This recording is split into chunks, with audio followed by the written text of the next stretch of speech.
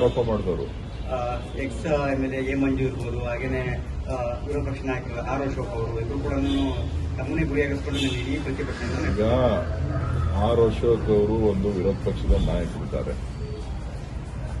ಎಲ್ಲ ಮಾಹಿತಿಗಳನ್ನ ಪಡೀಲಿಕ್ಕೆ ಅವರಿಗೆ ಅರ್ಹತೆನೂ ಇದೆ, ಯೋಗ್ಯತೆನೂ ಇದೆ.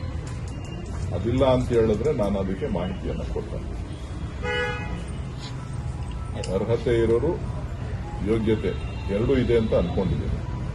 ಅದೇನಾರ ಇಲ್ಲ ಅಂತ ಹೇಳಿದ್ರೆ ಎಲ್ಲ ಮಾಹಿತಿಯನ್ನು ಕೊಡ್ತೇನೆ. ಅನವಶ್ಯಕವಾಗಿ ಕಬಳಿಕೆ ಮಾಡಿರೋದ್ರ ಬಗ್ಗೆ ಮಾತಾಡಬೇಕು ಅಂತ ಅಂದ್ರೆ ಉತ್ತರಳಿ ಎಲ್ಲಾನು ನಾನು ಮಾತಾಡಬೇಕಾಗ್ತದೆ, ಮಾತಾಡಕ್ ಹೋಗೋದಿಲ್ಲ. ಭೂಸ್ವಾಧೀನ ಕೈ ಬಿಡಬೇಕು ಅಂತ ರೈತರು ಕೂಡ ನಾವು ಸದ್ಯಕ್ಕೆ ನಾವು ಯಾವುದು ಭೂಸ್ವಾಧೀನ ಪ್ರಕ್ರಿಯೆ ಮಾಡಿಲ್ಲ. ಹಿಂದೆ ಏನ್ ಮಾಡಿದ್ರು ಕುಮಾರಸ್ವಾಮಿಯವರು ಅದು ಮುಂದುವರೆದ ಭಾಗ. ಕುಮಾರಸ್ವಾಮಿಯವರು ಮಾಡಿದಂತ ಅವರ ಆಶಯದಂತೆ ಏನು ಉಪನಗರಗಳ ರಚನೆ ಆಗಬೇಕು ಅಂತ ಹೇಳಿ ಅವರ ಸರ್ಕಾರದ ಅವಧಿನಲ್ಲಿ ತೀರ್ಮಾನ ಆಗಿ ಅದನ್ನು ನೋಟಿಫೈ ಮಾಡಿದ್ರು.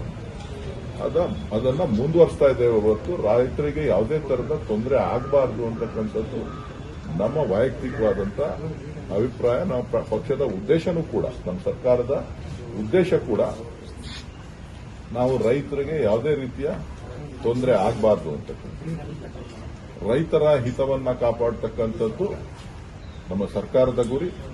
ಮಾನ್ಯ ಉಪಮುಖ್ಯಮಂತ್ರಿಗಳು ರೈತರಿಗೆ ಖಂಡಿತ, ಆ ಭಾಗದ ರೈತರಿಗೆ ಖಂಡಿತ ನ್ಯಾಯವನ್ನ ಒದಗಿಸ್ಕೊಡ್ತಾರೆ. ಅದು ನನ್ನ ಜವಾಬ್ದಾರಿ ಕೂಡ. ಆ ಕೆಲಸ ರೈತರಿಗೆ ಸಿಗ್ತದೆ. ಸರ್, ಕೇಂದ್ರ ಸರ್ಕಾರ ಪಾಕಿಸ್ತಾನದ ವಿರುದ್ಧ ಕದನಲ್ಲಿ ಕ್ಯಾಂಡಿಡೇಟ್ ಅನ್ನು ಹಾಕ್ತೀನಿ ಅನ್ನೋ ತರ ಒಂದಷ್ಟು ಸಭೆಗಳನ್ನ ಮಾಡ್ತಿದ್ದಾರೆ ರಾಮನಗರದಲ್ಲಿ. ನನಗೆ ಅದರ ಬಗ್ಗೆ ಮಾಹಿತಿ ಇಲ್ಲ. ನನಗೆ ಯಾರು ಏನು ಅಭ್ಯರ್ಥಿಗಳು ಕ್ಯಾಂಡಿಡೇಟ್ಸ್ ಅಂತ ಹೇಳಿ. ಒಟ್ಟಾರೆ ಅರ್ಜಿ ಸಲ್ಲಿಕೆ ಮಾಡಲಿಕ್ಕೆ ಎಲ್ಲ ಕಾರ್ಯಕರ್ತರು ಮತ್ತು ನಿರ್ದೇಶಕರುಗಳು, ಮಾಜಿ ನಿರ್ದೇಶಕರು, ಮಾಜಿ ಅಧ್ಯಕ್ಷರುಗಳು, ನಮ್ಮ ಜಿಲ್ಲೆಯ ಶಾಸಕರು, ಈ ಭಾಗಕ್ಕೆ ಯಾರ್ಯಾರು ಶಾಸಕರುಗಳು ಬರ್ತಾರೆ ಅವರೆಲ್ಲರ ಒತ್ತಡ, ಆ ಒತ್ತಡಕ್ಕೆ ನಾನು ತಲೆಬಾಗಬೇಕಾಗಿದೆ. ಈ ಜಿಲ್ಲಾ ನಾಯಕರ ಒತ್ತಡ, MLAಗಳ ಒತ್ತಡ ಚನ್ನಪಟ್ಟಣ ಬೈ ಎಲೆಕ್ಷನ್ ಅಲ್ಲೂ ಇತ್ತು. ಆಗ್ಲೂ ನೀವು ಒಪ್ಪಿರಲಿಲ್ಲ. ಈಗ ಯಾಕೆ ಒಪ್ಕೊಂಡ್ರು ಒಂದು ಸ್ವಲ್ಪ ಆಶ್ಚರ್ಯ ಇದೆ ಅಂತ. ಕುತೂಹಲ ಏನಿಲ್ಲ. ಅವರ ಕೆಲವು ಸಲಹೆಗಳನ್ನ ಸ್ವೀಕಾರ ಮಾಡಿದ್ದೀನಿ. ಮುಂದೆ ಕಾದ್ ನೋಡೋಣ. ಮುಂದಿನ ಗುರಿ ಏನಾದ್ರು KMF ಅಧ್ಯಕ್ಷ ಸ್ಥಾನಕ್ಕೆ ಇದಾಗುತ್ತೆ.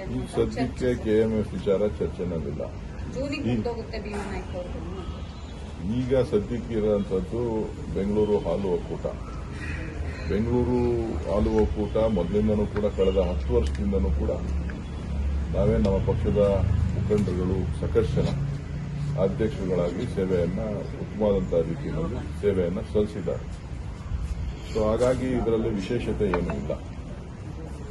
ಸೊ ನಾನು ಅವ್ರ ಜೊತೆ ಇರಬೇಕು ಅಂತ ಹೇಳಿ ಎಲ್ಲರೂ ಒತ್ತಾಯ ಮಾಡಿರೋದ್ರಿಂದ ನಾನು ಈಗ ಸದ್ಯಕ್ಕೆ ಒಪ್ಪಿದೆ. ಇನ್ನು ಬಿಡದಿ ಟೌನ್ಶಿಪ್ ವಿಚಾರವಾಗಿ ಭೂಸ್ವಾಧೀನ ಕೈ ಬಿಡಬೇಕು ಅಂತ ಹೇಳಿ ನಿನ್ನೆ ಪ್ರತಿಭಟನೆ ಮಾಡಿದ್ದಾರೆ ರಾಮನಗರ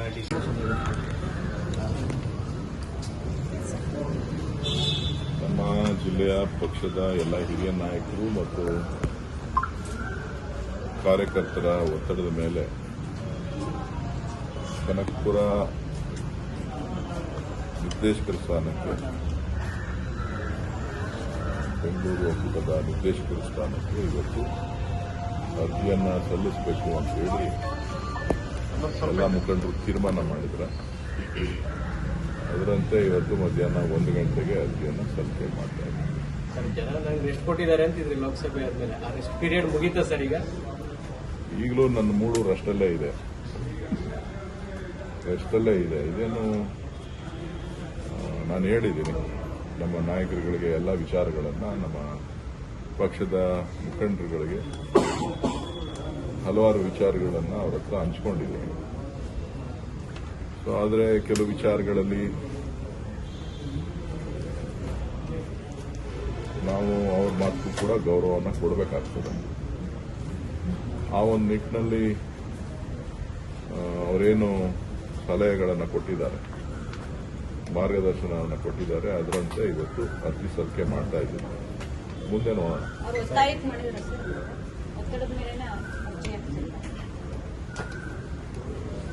ಪಕ್ಷದ ಮುಖಂಡರುಗಳು ಸರ್ವಾನುಮತದಿಂದ ಎಲ್ಲ ಜಿಲ್ಲೆಯ ನಾಯಕರುಗಳು ಅವರ ಅನಿಸಿಕೆಗಳನ್ನು ವ್ಯಕ್ತಪಡಿಸಿದಾಗ ನಾನೊಬ್ಬ ಪಕ್ಷದ ಕಾರ್ಯಕರ್ತನಾಗಿ ಅವರ ಮಾತುಗಳಿಗೆ ನಾಯಕರ ಸೂಚನೆಗೆ ನಾನು ತಲೆಬಾಗಬೇಕಾಗ್ತದೆ. ಇದರಲ್ಲಿ ರಾಮನಗರ ಜಿಲ್ಲಾ ರಾಜಕಾರಣ ಕೂಡ ಸೇರ್ಕೊಂಡಿದೆ.